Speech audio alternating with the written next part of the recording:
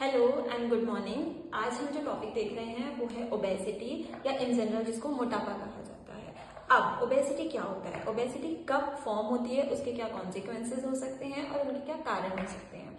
तो ओबेसिटी तब होगी जब हमारा जो इनपुट है या इनटेक है वो उस अमाउंट से ज्यादा होगा जितना हम फिजिकल एक्सरसाइज कर रहे हैं या जितनी कैलोरीज हम बर्न कर रहे हैं किसी भी तरीके से हमारे पूरे दिन भर में, और हमारा इनटेक उससे ज्यादा हो रहा है। तो वो कैलोरीज क्या होंगी, वो जाके स्टोर हो जाती हैं एज अ फैट, ठीक है, और उसके कारण हमारी बॉडी में मोटापा या ओबेसिटी जन्म लेना शुरू करता है।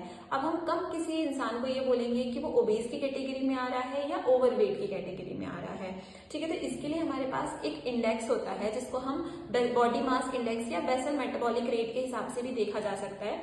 तो जो बेसल बॉडी मास इंडेक्स है उसकी जो नॉर्मल वैल्यू होती है, जब इंसान को हम ये बोलेंगे कि वो फिट है, तो वो क्या रेंज होती है, दैट इज 18 से 24 या 25 के बीच में अगर वो लाई कर रहा है तो वो फिट माना जाता है। वहीं पे अगर हम देखेंगे कि वो 25 to 30 की कैटेगरी में आ रहा है तो हम उसको ओवरवेट की कैटेगरी में लेंगे। यहाँ पे भी अगर उसने कंट्रोल नहीं किया तो वो आगे जाके ओबेसिटी में लाई करेगा, जो कि अबाउ 30, अगर बॉडी मास इंडेक्स अबाउ 30 चला जाता है तो वो जो इंसान है वो ओबेस की कैटेगरी में आने लग जाता है। अब अगर हम बात करते हैं कि टाइप्स ऑफ ओबेसिटी की, दो टाइप की ओबेसिटी होती है।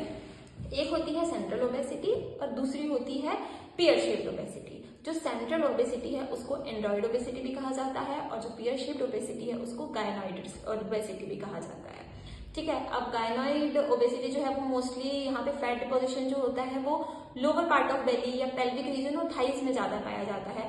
वहीं पे जो एंड्रॉइड ओबेसिटी है उसमें फैट डिपोजिशन मोस्टली बेलीज में, सेंट्रल में पाया जाता है, ठीक है। अब हम बात करते हैं कि ये किन कारणों से हो सकता है। तो इसके मुख्य 3 कारण होते हैं। पहला होता है जेनेटिक रीजन, दूसरा होता है लाइफस्टाइल एंड थर्ड होता है हार्मोनल रीजन। तो जो फर्स्ट है दैट इज जेनेटिक्स, कि किसी के मदर फादर हैं या ग्रैंड मदर ग्रैंड फादर हैं, उनमें मोटापा था, इस कारण से बच्चे में मोटापा आ गया।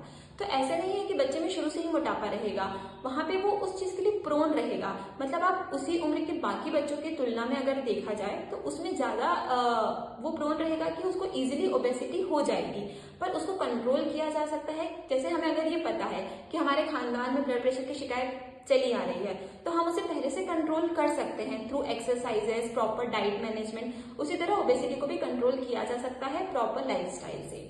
सेकेंड हम बात करते हैं कि जो लाइफस्टाइल है, जैसे आजकल लोगों की सिटिंग जॉब होती है 10 आवर्स 12 आवर्स, और उसके बाद भी लोग फिजिकल एक्टिविटीज में एंटर नहीं करते हैं, या जो अपना खान पान है उसको टाइम टू टाइम नहीं करते हैं कि ब्रेकफास्ट सुबह के 11-12 बजे उनका ब्रेकफास्ट हो रहा है, रात के 11-12 बजे उनका डिनर हो रहा है। तो यहाँ पे जो ओबेसिटी की परसेंटेज हम देखेंगे तो वो बढ़ता चला जाता है और ये एक लाइफस्टाइल बन जाता है जिसको चेंज करना बहुत मुश्किल होता है। थर्ड अगर हम देखते हैं तो हार्मोनल कॉज हो सकते हैं। अब हार्मोनल कॉज में मोस्ट कॉमन जो 2 डिसीज है जिसके साथ में ओबेसिटी देखी जाती है दैट इज हाइपोथायरॉयडिज्म और दूसरा है पीसीओडी और पीसीओएस, जो कि मोस्टली फीमेल्स में देखने के लिए मिलता है। अब यहाँ पे क्या होता है, उनका जो हार्मोनल इम्बैलेंस होता है जिसके कारण उनका देखा जाए तो मेंस्ट्रुअल साइकिल होती है वो भी डिस्टर्ब हो जाती है। इसके कारण क्या होता है, उनमें ओबेसिटी देखने के लिए मिलती है। अब हम बात करते हैं अगर इसके कॉन्सिक्वेंसेस की, तो इसके जो कॉन्सिक्वेंसेस है वो फर्स्ट है कि अगर बच्चों में ओबेसिटी आ गई, एडोलेसेंस में ओबेसिटी आ गई, तो उनका जो कॉन्फिडेंस होता है वो लो हो जाता है, जो उनका सेल्फ एस्टीम है वो कम हो जाता है। अब वो स्टेज में परफॉर्म करने में डरेंगे। अगर उनका स्कूल में या कॉलेज में बुली हो रहा है तो वो अवॉइड करने लग जाएंगे कि हमें स्कूल नहीं जाना है, हमें कॉलेज नहीं जाना है। यहाँ से आगे चल के जो एडवांस मेंटल हेल्थ कंडीशंस हैं लाइक डिप्रेशन और एंजाइटी भी जन्म ले सकती है।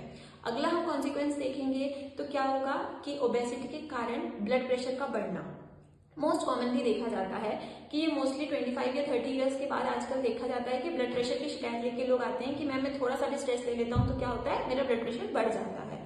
तो हमारी बॉडी में कोलेस्ट्रॉल लेवल्स होते हैं, ठीक है, जो एचडीएल होता है, एलडीएल होता है, वीएलडीएल होता है। तो यहाँ पे कुछ गुड कोलेस्ट्रॉल आते हैं, कुछ बैड कोलेस्ट्रॉल आते हैं। हमारी बॉडी में जितना एचडीएल रहेगा that is high density lipoprotein, वो हमारी बॉडी के लिए अच्छा रहेगा। पर अगर हम फैटी फूड ले रहे हैं, जंक फूड ले रहे हैं, ऑयली फूड ले रहे हैं, या हमारा खान पान का टाइम सही नहीं है, तो क्या होगा, एलडीएल जो कि लो डेंसिटी लिपोप्रोटीन, या VLDL very low density lipoprotein, या ट्राइग्लिसराइड, जितने भी सैचुरेटेड प्रोडक्ट्स आते हैं उससे ट्राइग्लिसराइड बढ़ता जाता है। और ये जाके क्या करता है कि जो हमारी खून बहने की जो एक एक रफ्तार होती है हमारी बॉडी में। सपोज एक आर्टरी है, आज उसकी ल्यूमेन इतनी चौड़ी है, अगर उसमें ट्राइग्लिसराइड और कोलेस्ट्रॉल जमता गया, उसकी ल्यूमेन पतली होती जाएगी। और आप नॉर्मली भी देखेंगे तो अगर सकरी पाइप से आप पानी फेंकने की कोशिश कर रहे हैं तो उसमें आपको ज्यादा प्रेशर लगाना पड़ता है। तो उसी तरह अगर हमारी आर्टरी की जो वॉल्स है उसकी थिकनिंग हो जाएगी तो उसमें से जो ब्लड निकलेगा उसमें ज्यादा प्रेशर लगेगा और उसके कारण ब्लड प्रेशर इंक्रीज होना शुरू हो जाएगा। यही चीज ब्लड प्रेशर इंक्रीज होने के बाद भी लोग अगर अपनी लाइफस्टाइल चेंजेस नहीं लाते हैं या एक्सरसाइज वॉकिंग शुरू नहीं करते हैं, तब क्या होता है, ये जो आर्टरीज है इनकी इतनी थिकनिंग हो जाती है कि इनकी स्क्लेरोजिंग होने लग जाती है या इनमें जाके कोई प्लेग जमने लग जाता है और ये आर्टरीज को ब्लॉक करने लगते हैं और वहां चल के हार्ट डिसीज का एंटर होता है और हार्ट डिसीज होने शुरू हो जाती है।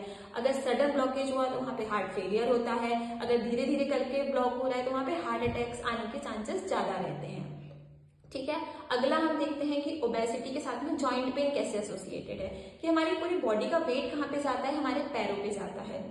अगर कोई ओबेसिटी है, कोई पर्सन है जो मोटा है और वो अपनी ये कंप्लेंट लेके आ रहा है कि हमारे घुटनों में बहुत दर्द रहता है, तो सबसे फर्स्ट हमें जो उसको ये बोलना चाहिए कि आप पहले अपना वजन कम करने पे ध्यान दें, नहीं तो ये बीमारी और बढ़ती जाएगी और इवन आगे चल के उनमें ये चीज हो सकती है कि घुटने घिसने लग गए हैं, कि उनको आरए हो गया है, कि ओए हो गया है। अगर हम फीमेल्स में देखें तो ऑस्टियोआर्थराइटिस या रूमेटिक अर्थराइटिस में भी कन्वर्ट हो सकता है। अगर हम फोर्थ कंडीशन देखते हैं तो वो है डायबिटीज के साथ में ओबेसिटी। तो ओबेसिटी कैसे डायबिटीज से जुड़ी है, ये देखेंगे कि ओबेसिटी हुई किसी पर्सन को और उसके 8 से 10 साल बाद या 4 से 5 साल बाद डायबिटीज आ गई, तो यहाँ पे क्या होता है, इसके 3 कारण होते हैं। तो जो उसका पहला कारण है वो है क्रॉनिक इन्फ्लामेशन। जो एडिपोसाइट्स होते हैं हमारे एब्डोमेन में, जो एडिपोसाइट्स है वहां पे क्रॉनिक इन्फ्लामेशन होने लग जाता है, सूजन आने लग जाती है।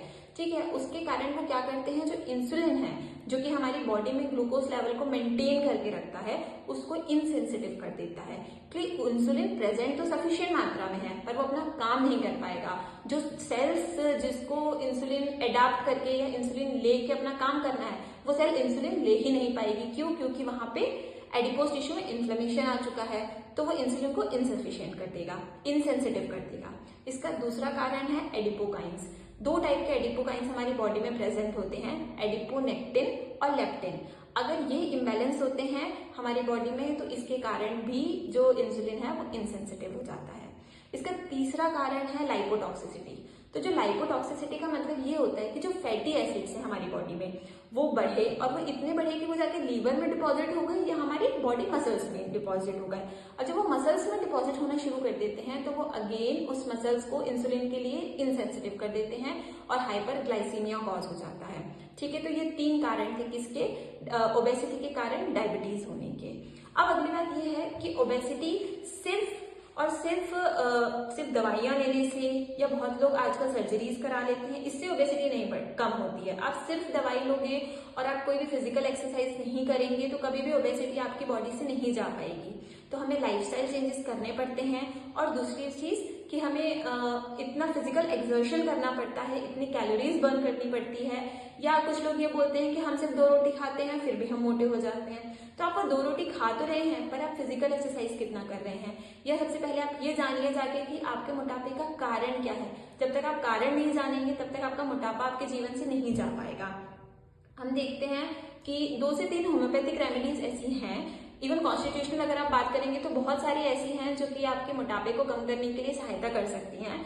पर फिर भी फाइटोलका बेरी की टैबलेट्स या मदर टिंचर हो गया, या फ्यूकस वेसिकुलर का मदर टिंचर हो गया, या गार्सिनिया गम्बोसिया का। पर अगर आप कोई भी होम्योपैथिक मेडिसिन लेते हैं तो आपके नियरेस्ट जो भी होम्योपैथिक फिजिशियन हो उनसे कंसल्ट किए बिना नहीं लें, और साथ में लाइफस्टाइल चेंजेस प्लस एक्सरसाइज जरूर से जरूर करें, नहीं तो ओबेसिटी के कॉन्सिक्वेंसेज में बहुत सारी बीमारियां आपके शरीर में जन्म ले सकती हैं। Thank you.